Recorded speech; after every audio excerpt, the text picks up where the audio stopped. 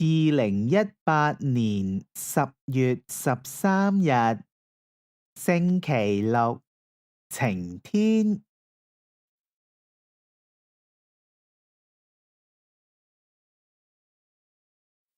今天是星期六，我不用上學。早上8時，我起床吃早餐。早餐有我很喜歡的雞蛋和牛奶。吃早餐後，媽媽跟我看故事書，我會認一些中文字。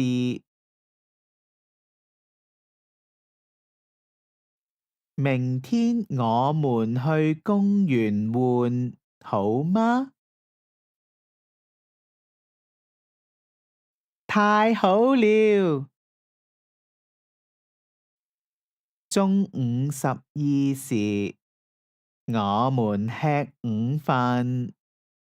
爸爸說，明天我們去公園玩，好嗎？我高興地說，太好了！下午，我做功課和打籃球。晚上10時，我便去睡覺了。我心裏想，明天去公園玩，如果能見到我的好朋友小東就好了。讀一讀。早上，中午，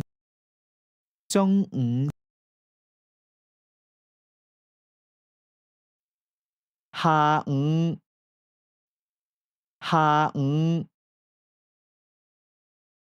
公園，朋友，打籃球，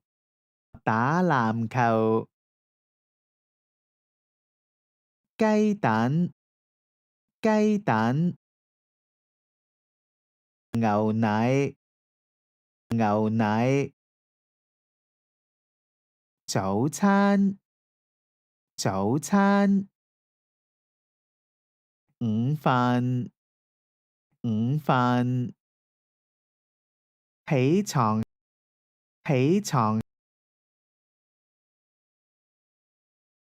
睡覺，高興，